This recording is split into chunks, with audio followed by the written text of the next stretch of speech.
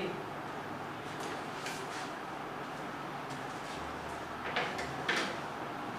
বিসমিল্লাহির রহমানির রহিম। আমি মাহমুদা বেগম পপি তোমাদের কেজির পাঠ্যসূচি নিয়ে আবার তোমাদের সামনে উপস্থিত হয়েছি। প্রিয় শিক্ষার্থী ও উপস্থিত অভিভাবকবৃন্দ, আসসালামু আলাইকুম। আশা করি সবাই ভালো আছেন, সুস্থ আছেন। যেহেতু দেখতে দেখতে আমাদের বছর শেষ হয়ে গেল, বার্ষিক পরীক্ষারও প্রায় সময় চলে আসছে।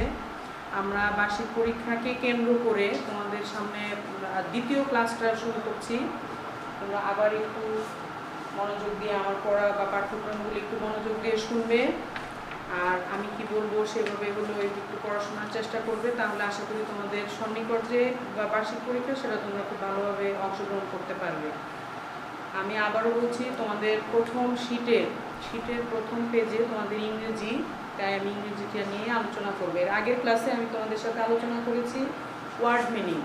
1 নম্বরে তোমাদের ওয়ার্ড মিনিং ছিল, ওয়ার্ড মিনিং মানে শব্দের অর্থ। আজকে আমি তোমাদের সাথে আলোচনা করব 2 নাম্বার মেক সেন্টেন্স। মেক সেন্টেন্সে দেখো তোমাদের আছে এগ, এগ দিয়ে ইট ইজ অ্যান এগ। আচ্ছা, তারপরে আছে S, it is an S. তোমরা জেনে থাকবে এ ই আই ও ইউ থাকলে তার আগে অ্যান বসে। তারপর আছে banana, this is a banana. Cat, car, this that is a car. Cat, that is a cat.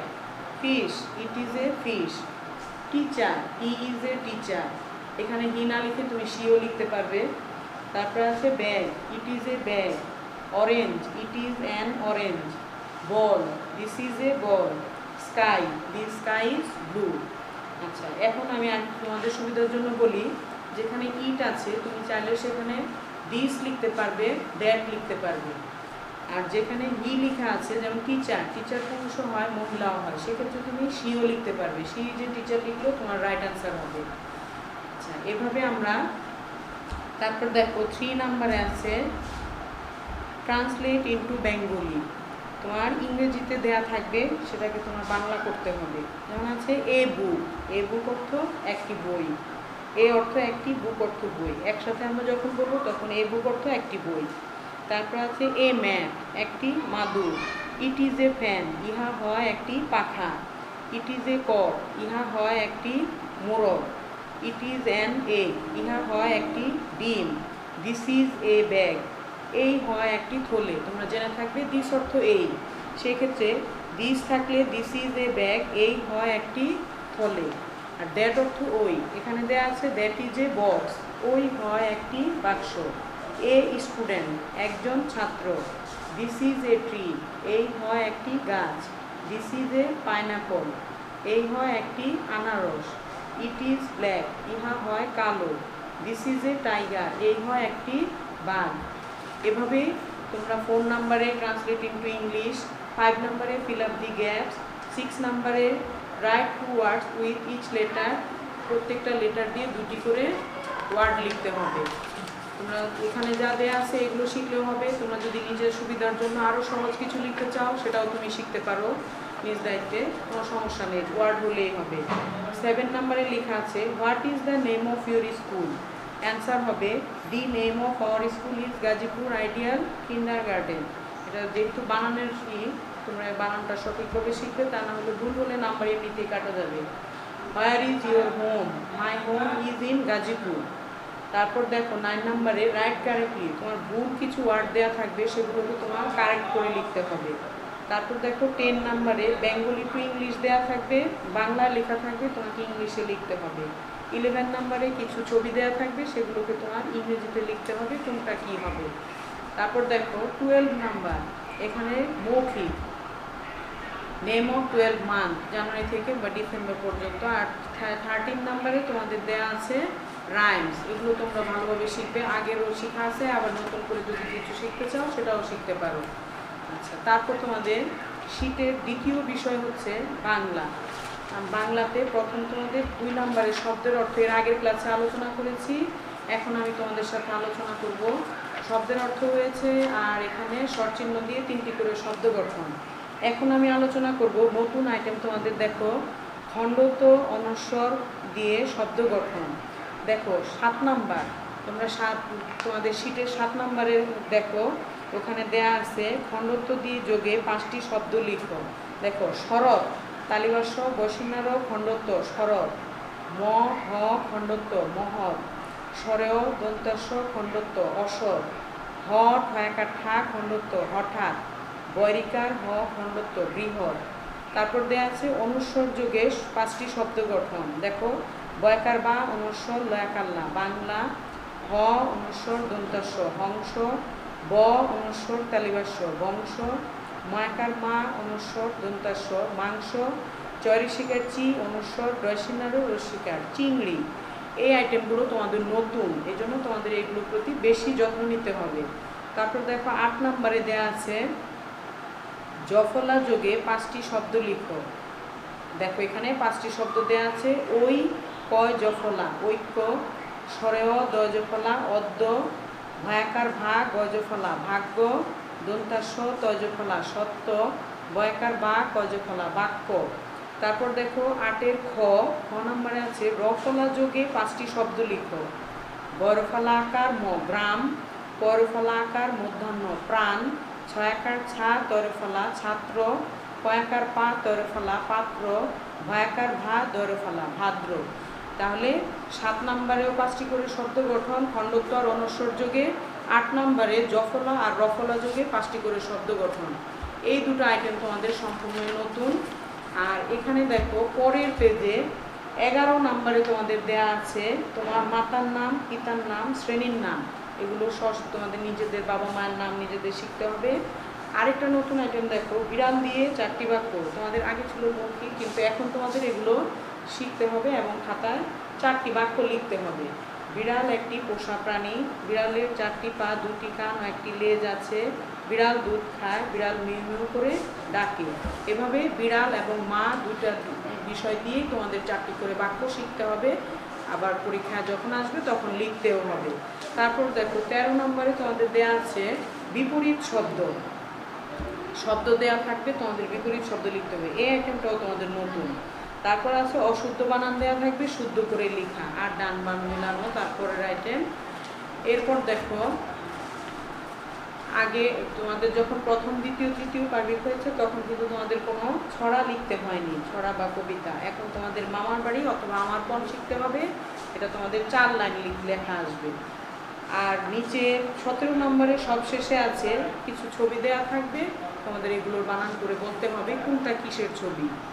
আচ্ছা, এভাবে আমরা আবার দেখো এরপরে তৃতীয় বিষয় হচ্ছে গণিত। এর আগের ক্লাসে আমি তোমাদের সাথে আলোচনা করেছিলাম 51 থেকে 60 পর্যন্ত বানান। এই ক্লাসে আমি তোমাদের সাথে আলোচনা করব 41 থেকে 50 পর্যন্ত বানান।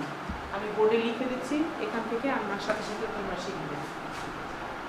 4 1 41, 4 2 42, 4 3 43, 4 4 44, 4 5 45, 4 6 46, 4 7 47, 4 8 48, 4 9 49, 5 0 50। দেখো FORTY 40, সাথে ONE 1। তোমরা 1 থেকে 10 পর্যন্ত বানান শিখেছো অনেক আগেই, এখন শুধু তোমার 40 সাথে 1 2 3 4 লিখতে হবে। আবার দেখো FORTY 40, TWO 2, FORTY 40, THREE 3, FORTY 40, FOUR 4। এভাবে FORTY 40, FIVE 5, FORTY 40, SIX 6, FORTY 40, SEVEN 7 FORTY 40 EIGHT 8 FORTY 40 NINE সব একই রকম হবে, শুধু তোমার 1 থেকে 9 পর্যন্ত তুমি আগেই শেখা সেগুলো সেগুলোর সাথে হবে। এখন আমরা নতুন লেখা দেখো FIFTY 50 এই পর্যন্ত তোমাদের। আবার আরেকবার আমি তোমাদের সুবিধার জন্য পড়ে শোনাচ্ছি। 41 FORTY 40 ONE 1 FORTY 40 TW 2 FORTY 40 THREE 3 FORTY 40 FOUR 4 FORTY 40 FIVE 5 FORTY 40 SIF 6 FORTY 40 SEVEN 7 FORTY 40 EIGHT 8 FORTY 40 NINE 9 FIFTY 50 তোমরাও এভাবে বানান করে লিখবে এবং শিখবে। আর এই যে আগেই বলেছি যে তোমরা 5 দিন 5 পৃষ্ঠা 5 দিনে প্রতিদিন 1 পৃষ্ঠা করে 5 দিনে 5 পৃষ্ঠা এসডব্লিউ করে স্কুল থেকে এসডব্লিউ চেক করে নেবে, তাহলে তোমাদের আরও বেশি বেশি প্র্যাকটিস হবে। আর আমি নিচে দেখো তোমাদের দেওয়া আছে পরের পেজে গণিত শীটের পরের পেজে দেখো 6-এর গুণের নামতা দেয়া। 6-এর গুণের নামতাটা তোমাদের নতুন, এটা একটু ভালোভাবে শিখতে হবে। এরপর আছে তোমাদের ধর্ম আলিফ থেকে ইয়া পর্যন্ত। আগের ক্লাসেও বলেছিলাম যে শীটের মধ্যে দেয়া আছে, যদি কেউ এখনো দুর্বল থেকে থাকো যে হরফগুলো এখনো ভালোভাবে শিখো নাই বা মনে পড়ে না, তাদের বেশি বেশি প্র্যাকটিস করতে হবে। কারণ তোমাদের এই আলিফ থেকে ইয়া পর্যন্ত কিন্তু ক্লাস 1-এও থাকবে। আচ্ছা, তারপর আছে ইবাদত অর্থ কি। দেখো প্রশ্নের উত্তর দেয়া আছে। ইবাদত অর্থ কি? ইবাদত অর্থ বন্দেগী। পবিত্র অর্থ কি? পবিত্র অর্থ পাকসাফ। আজান অর্থ কি? আজান অর্থ আহ্বান। দিনে রাতে কত ওয়াক্ত নামাজ ফরজ? দিনে রাতে 5 ওয়াক্ত নামাজ ফরজ। কত বছর বয়সে নামাজ ফরজ হয়? 10 বছর বয়সে নামাজ ফরজ হয়। ঈদ অর্থ কি? ঈদ অর্থ খুশি। বছরে ঈদ কয়টি? বছরে ঈদ 2টি। মসজিদে নামাজ পড়ান কে? মসজিদে নামাজ পড়ান ইমাম সাহেব। আমরা কার ইবাদত করি? আমরা আল্লাহর ইবাদত করি। সর্বমোট তোমাদের 9টি প্রশ্ন, আর 1 নম্বরে দেওয়া আছে আলিফ থেকে ইয়া পর্যন্ত। তোমরা প্রশ্নের উত্তরগুলি খুব ভালোভাবে বানান করে শিখবে। সামনের বার্ষিক পরীক্ষাকে কেন্দ্র করে তোমরা শীটটা খুব ভালোভাবে শিখবে। সময় বেশি হাতে নেই আমাদের, এমনিতেই তোমাদের 8 মাস বন্ধ থাকার জন্য তোমরা পড়াশোনায় অনেক পিছিয়ে আছো। বেশি বেশি প্র্যাকটিস করবে, পড়বে, পড়াশোনা করতেই হবে, পড়াশোনার কোনো বিকল্প নেই। আজ হোক কাল হোক স্কুল যখন খুলবে তোমাকে পড়তেই হবে, তাহলে পড়ার মধ্যে থাকলেই তোমার জন্য সুবিধা হবে বেশি। কারণ যে ছাত্র তাকে গতিশীল থাকতে হবে, স্থিতি নয়। সবশেষে তোমাদের সুস্থতা কামনা করে, সুস্বাস্থ্য সুন্দর জীবন কামনা করে, তোমাদের বাবা মার প্রতি আমাদের ভালোবাসা ও শ্রদ্ধা জানিয়ে, তোমাদের প্রতি আমার ভালোবাসা ও স্নেহ জানিয়ে শেষ করছি। আল্লাহ হাফেজ, আসসালামু আলাইকুম।